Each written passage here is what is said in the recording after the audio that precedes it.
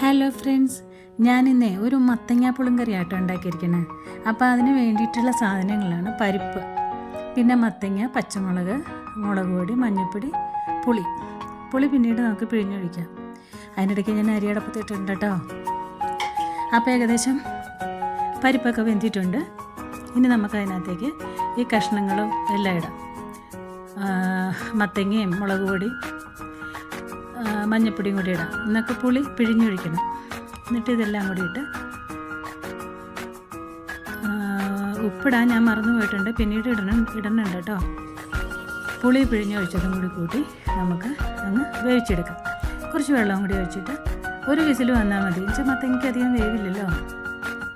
അപ്പോൾ അടച്ചിട്ടിട്ട് നമുക്കത് വേവിക്കാം. അപ്പോൾ നോക്കിയപ്പോൾ അതാ അരി വെന്തിട്ടുണ്ട്. ഞാൻ സോണ മൻസൂരി എന്നുള്ളൊരു അരിയാണ്, ഇവിടെ എല്ലാവർക്കും ഇഷ്ടമാണത്. അപ്പോൾ അരി വാർത്തു. അപ്പോൾ നോക്കിയപ്പോൾ കുക്കറിൽ ഇതൊക്കെ വെന്തിട്ടുണ്ട്, മത്തങ്ങയൊക്കെ വെന്തിട്ടുണ്ട് കേട്ടോ. ഇപ്പോഴാണ് ഞാൻ ഉപ്പിടുന്നത്.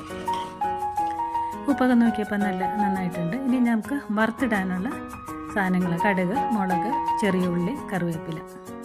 പാനടുപ്പത്ത് വെച്ച് വെളിച്ചെണ്ണ ഒഴിച്ചിട്ട് ഇതെല്ലാം നമുക്ക് വറുത്തിടാം. മത്തങ്ങ പുളിങ്കറിക്ക്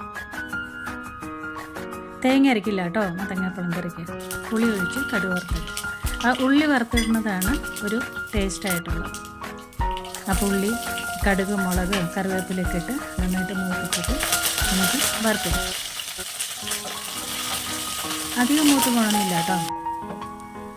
അപ്പോൾ ഏകദേശം പുളിങ്കറി ഇവിടെ റെഡി ആയിട്ടുണ്ട്. ഒരു ഇച്ചിരി കറിയും കൂടി അതിനകത്ത് ഒഴിച്ച് ചുറ്റിച്ചെടുത്ത് കഴിഞ്ഞാൽ നല്ലതാണ്. ഇനി നമുക്ക് കുറച്ച് മീൻ പുരട്ടി വെച്ചിട്ടുണ്ട് കേട്ടോ. നത്തോലി മീനാണ് പുരട്ടി വെച്ചേക്കുന്നത്. അത് നമുക്ക് വറുത്തെടുക്കാം.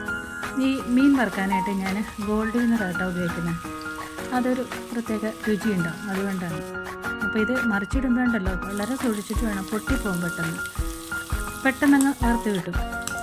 അത് എണ്ണയൊന്നും പിടിക്കില്ല. അപ്പോൾ മീൻ വറുത്തിട്ടുണ്ട്. അപ്പം നമുക്ക് പുളിങ്കറി ഒരു പാത്രത്തിലേക്ക്. എൻ്റെ പുളിങ്കറി കണ്ടോ, മത്തങ്ങ പുളിങ്കറി. വളരെ ടേസ്റ്റി ആയിട്ടുള്ളൊരു പുളിങ്കറി ആട്ടോ മത്തങ്ങ പുളിങ്കറി. മത്തങ്ങ വയ്ക്കും, ചേന വയ്ക്കും, കായ് വയ്ക്കും. അപ്പോൾ നമുക്കൊരു പാത്രത്തിലേക്ക് ആക്കിയാലോ. അപ്പോൾ ഇന്നത്തെ ഉച്ചയൂണിൻ്റെ കറികളാട്ടോ ഞാൻ കാണിച്ചു തന്നത്. അപ്പോൾ രണ്ടുമൂന്ന് മീൻ വറുത്തത് വെച്ചു, പിന്നെ ഇച്ചിരി മീൻ കറിയുണ്ട് കേട്ടോ, അതും കൂടി വെച്ചിട്ടുണ്ട്. പിന്നെ ഇച്ചിരി മാങ്ങാക്കറി വെച്ചിട്ടുണ്ട്. പിന്നെയാണ് നമ്മുടെ മത്തങ്ങ പുളിങ്കറി സ്പെഷ്യൽ. മത്തങ്ങ പുളിങ്കറി വെച്ചിട്ടുണ്ട്.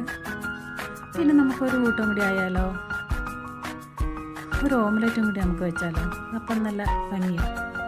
അപ്പോൾ ഇതൊക്കെയാണ് ഇന്നത്തെ എൻ്റെ ഉച്ചയ്ക്കുള്ള വിഭവങ്ങൾ. വീഡിയോ ഇഷ്ടമായെങ്കിൽ ലൈക്ക് ചെയ്യണം, കമൻറ്റ് ചെയ്യണം കേട്ടോ. അപ്പോൾ ഇതാണ്.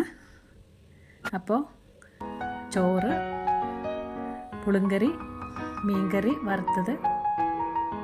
ഓക്കെ, ഇനി ഒരു വീഡിയോ ആയിട്ട് വരുന്നവർ താങ്ക് യു.